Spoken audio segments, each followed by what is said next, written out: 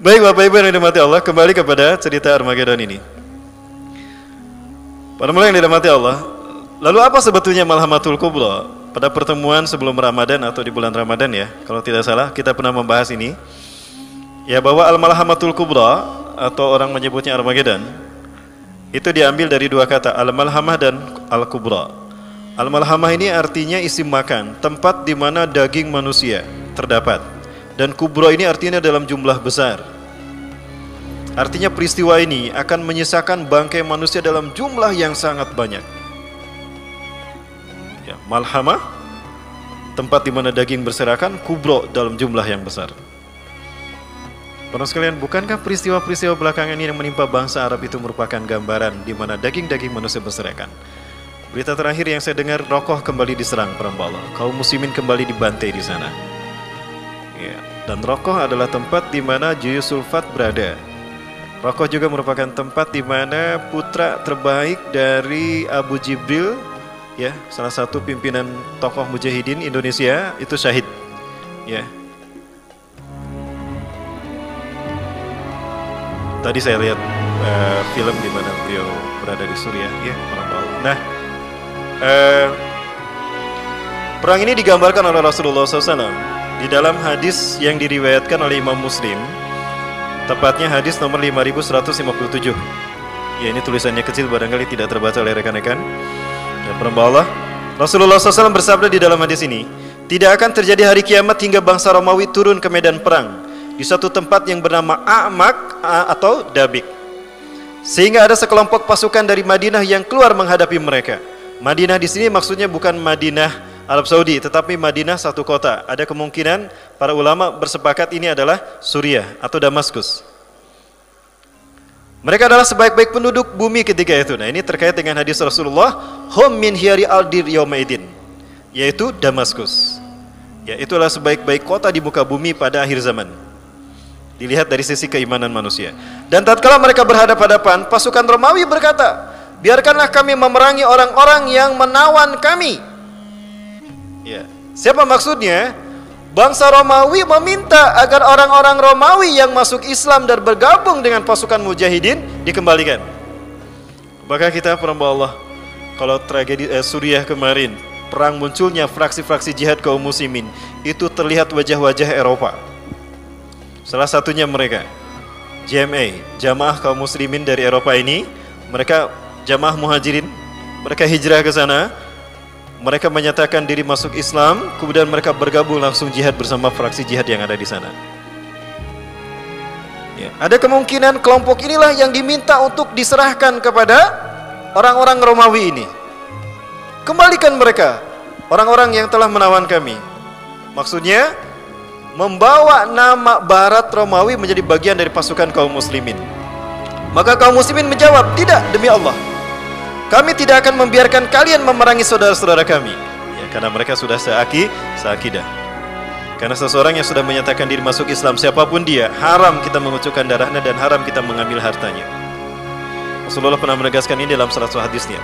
Umirtu an uqatilan nas, aku diperintahkan untuk memerangi manusia, hatta yaqulu la ilaha illallah Muhammadur Rasulullah, sehingga mereka berkata tidak ada Tuhan selain Allah, Muhammad utusan Allah. Fa idza fa'alu dzalika, apabila mereka melakukan itu, mengucapkan dua kalimat syahadat, faqad asamu minni dima'uhum wa amwaluhum, maka sungguh terlindung bagiku, terjamin padaku harta dan darah dan hartanya, illa bihaqil Islam, kecuali dengan hak Islam. Apa maksudnya hak Islam? Kalau kita diperintahkan jihad sampai kita mengucurkan darah di jalan Allah, itu hak Islam, harus dikucurkan. Artinya resiko, dan itu berpahala. Yang kedua, zakat harus dikeluarkan dari harta kita karena itu hak Islam. Baik, maka terjadilah peperangan antara mereka. Nah, ketika perang ini terjadi, perambah Allah, umat Islam akan terbagi tiga. Umat Islam akan terbagi tiga. Sepertiga, kata Rasulullah, adalah mereka yang berlari dari medan perang. Ya, mereka kalah dan berlari dari medan perang, maka Allah tidak akan pernah menerima taubat mereka selamanya, dan mereka kekal di dalam neraka. Hati-hati para hamba Allah, ini bisa terjadi di seluruh negara ketika petaka ini menimpa seluruh negeri kaum muslimin, hatta Indonesia. Jadi jangan sampai pernah kita lakukan jika nanti peristiwa ini terjadi. Kita lari dari medan perang dan tidak berjihad. Itu artinya kita tidak akan pernah diterima taubatnya dan kekal di neraka jahanam.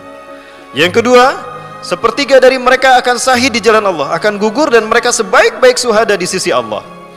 Dan sepertiga lagi yang terakhir, Allah memberikan kemenangan kepada mereka. Mereka tidak akan pernah terkena oleh fitnah apapun sampai panji-panji mereka berkibar di Baitul Maqdis atau Masjidil Aqsa. Baik, para ulama kemudian. Lalu selanjutnya mereka menaklukkan Konstantinopel. Di dalam hadis Rasulullah SAW ternyata Konstantinopel dikuasai kembali oleh kaum muslimin tanpa senjata.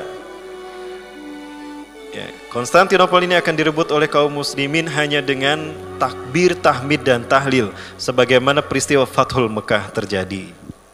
Para sekalian, Malhamatul Kubra itu terjadi adalah di mana Israel bubar. Makanya Rasul nggak menyebutkan di sana Bani Ishak akan diperangi langsung oleh kaum muslimin, karena mereka akan hancur duluan. Bapak Ibu yang dirahmati Allah, ada buku yang terakhir saya baca kemarin dan rekan-rekan sudah pada mengetahuinya, yang di Al-Murabi di Al-Latif, bahwa Henry Kissinger, mantan Menteri Luar Negeri Amerika Serikat, itu menyebutkan pada tahun 2005 bahwa Israel akan hilang dari muka bumi pada tahun 2022. Pada saat itu dia memimpin pertemuan 16 negara, di mana ke-16 negara ini mengirimkan intelijen mereka. Mereka semuanya berkumpul di markas CIA di Virginia, Langley, Virginia, Amerika Serikat. Mereka membahas sebuah program besar untuk menguasai Timur Tengah pasca kehancuran Israel. Jadi mereka sedang bersiap-siap. Namun mereka keduluan sama Rusia, sehingga Rusia bekerjasama dengan Suriah, bekerjasama dengan Bashar Assad, bekerjasama dengan Abdul Fattah As-Sisi Mesir, bekerjasama dengan Israel untuk menguasai Timur Tengah nanti pasca bubarnya Israel. Ya.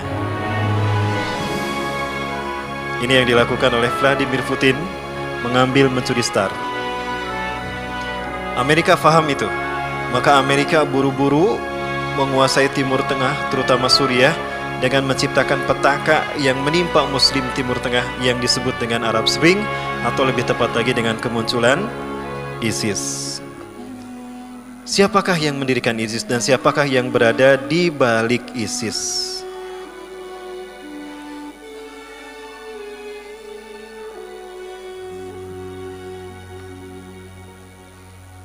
Sepertinya ini para hamba Allah yang menjadi move Amerika untuk menguasai Suriah sebelum Rusia mengambil alih. Walaupun pada kenyataannya Amerika keduluan sama Rusia. Ya.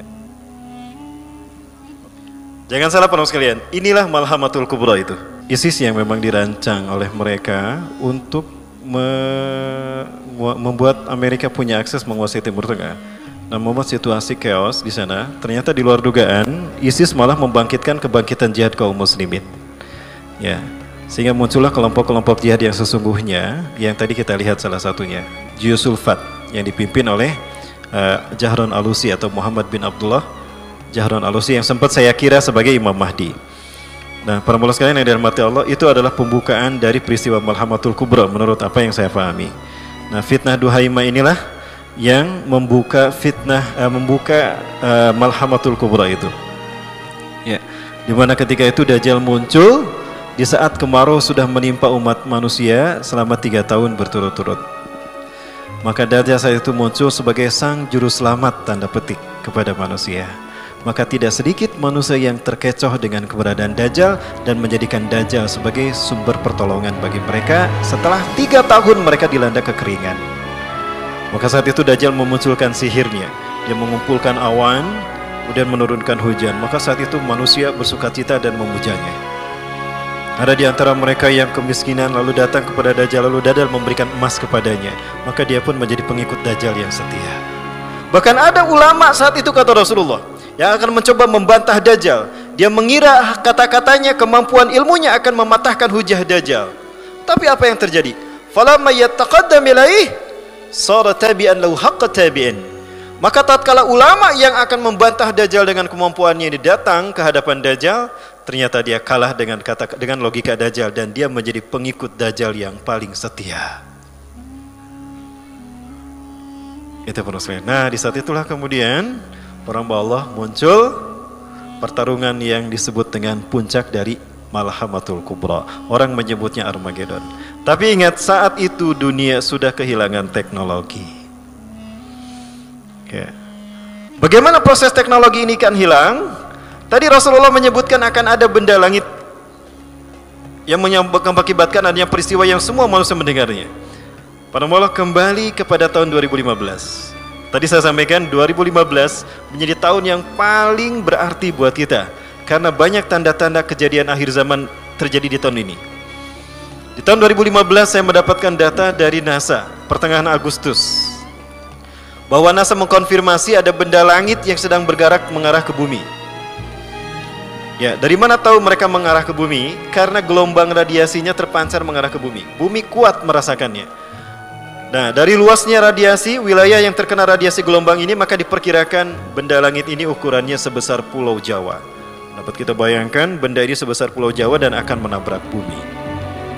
Maka muncul asumsi dari Jepang, muncul asumsi dari Eropa. Jepang mengatakan benda ini lebih kecil dari bulan, tapi bergerak lurus menabrak bumi dan hancur, magmanya akan tumpah menutup semua permukaan bumi. Sehingga 2/3 manusia hilang, kata Jepang. Ada juga yang mengatakan dari Eropa bahwa ini lebih besar dari bulan, hampir mendekati Jupiter, cuma tidak nabrak bumi, hanya nyenggol doang. Ya, hanya say hello kepada bumi. Weh bumi, kemana aja? Udah jamak nggak bertemu. Tapi bumi akan hancur dan kehilangan 2/3 penduduknya. Ya, teman-teman sekalian, saya memperkirakan justru tidak menabrak bumi, tapi sekedar lewat saja. Tapi lewatnya benda langit ini mengakibatkan pergeseran kutub polar shift. Dari mana saya meyakini ini? Hadis Rasulullah SAW. Sekali lagi, ini peristiwa-peristiwa besar di puncak Malhamatul Kubra terjadi. Rasulullah SAW menyatakan kepada para sahabat, Atadrina aina syamsu ba'da gurubiha? Tahukah kalian di mana matahari setelah terbenamnya? Bapak Ibu, matahari kalau sudah terbenam berada di mana? Berada di mana, Bu? Di barat. Ke bawah ya, terus muter. Para sahabat menjawab, Allahu a'lamu tsumma Rasulullah a'lam. Allah Maha mengetahui, kemudian Rasulullah mengetahuinya. Maka Rasulullah mengatakan, Inna syamsa idza ghurabat takribu ila makaniha tahtal arsy. Sesungguhnya matahari apabila telah terbenam, dia akan kembali ke tempatnya di bawah aras Allah. Harat syajidatan, dia akan sujud kepada Allah di tempatnya itu. Sebetulnya tadi saya sudah buka ya, sebentar Bapak Ibu.